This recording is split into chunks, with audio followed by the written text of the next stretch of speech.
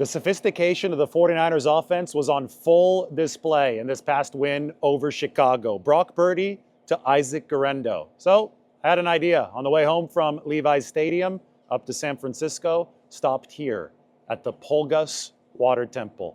Built in 1938 to commemorate the sophistication of the water system that comes from the Sierra Nevada and ends in San Francisco, which has some of the cleanest water for any big city in the world. 49ers, with the sophistication that they operated with, it defied what a lot of people were talking about online earlier this season. They said that Brock Purdy could not run any checks in the offense, that he wasn't able to change the play at the line of scrimmage. Well, there was a certain play to Isaac Guerendo that definitely defied that. 49ers started out under center.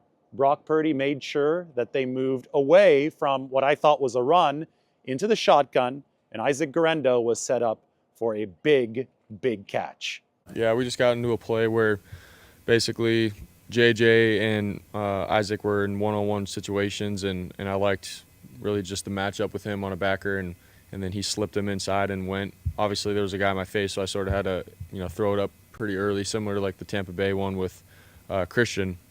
So similar route there, but that's just what happened. I put the ball up, and he went under and got it, and was a big gain, man-to-man coverage, and was a situation that we wanted to be in. So you heard Brock Purdy talking about the throw to Christian McCaffrey against the Tampa Bay Buccaneers, and I'm so glad that he brought that up because there are so many similarities between that and what we saw to Isaac Guerendo against Chicago. And both plays illustrate so many of the intricacies, so much of the sophistication at play at all levels of the 49ers offense. First, just go back to the basics for Kyle Shanahan. He wants skill position adaptability, positionless skill positions. Wants his running backs to be as good as receivers. Well, Christian McCaffrey is one of the greatest players in college football history. Did a whole lot of damage in the receiving game for Stanford, which is really near here, really near 280 in the Pulgas Water Temple. And Isaac Guerendo was a receiver entering college at Wisconsin.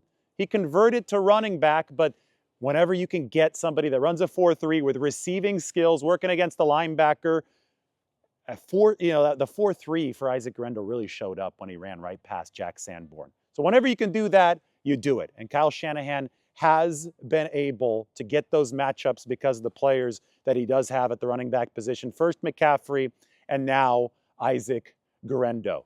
Second, beyond the schematic advantages of being able to do that, you've got to have the quarterback who can actually pull the levers at the line of scrimmage. The play against Chicago was supposed to be a run.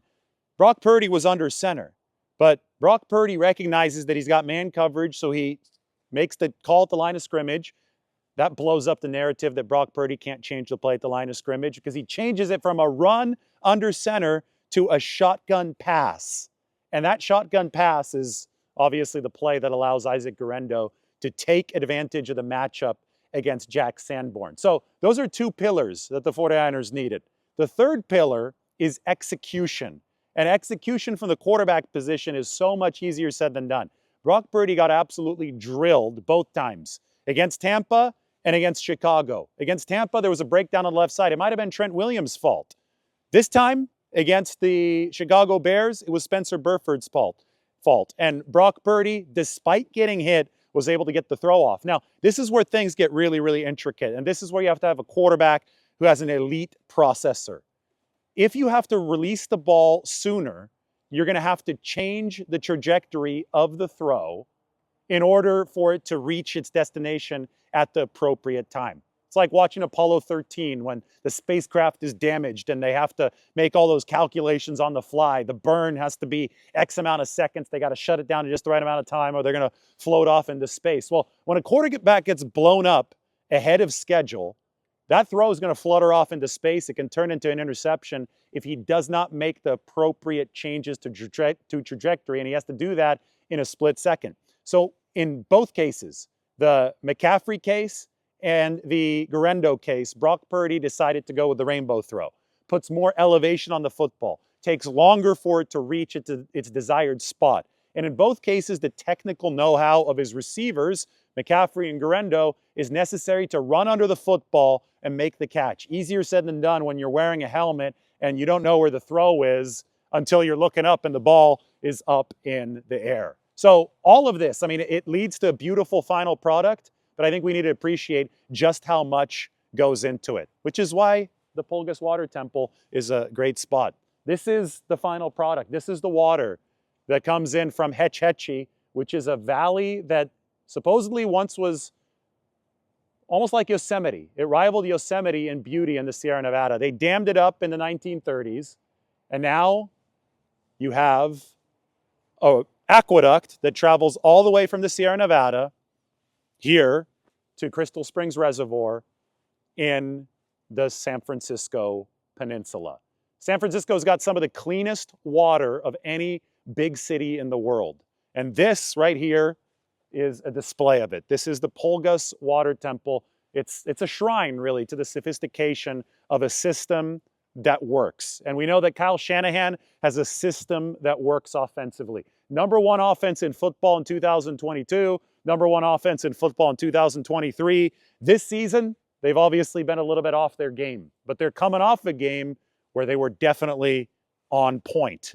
And I think that the throw to Guerrero illustrated that better than almost anything. Moving forward, the Rams, this is not a great defense that the 49ers are facing. The Bears actually had a better pass defense than the Rams. San Francisco, even without Deebo Samuel back in week 3 in LA, was able to have its way for most of the game against the Rams. It was mainly Jawan Jennings in that one. No Christian McCaffrey there. Isaac Guerrero wasn't yet ready to go at a very high clip for the 49ers. We'll see if Guerrero is healthy for Thursday's game.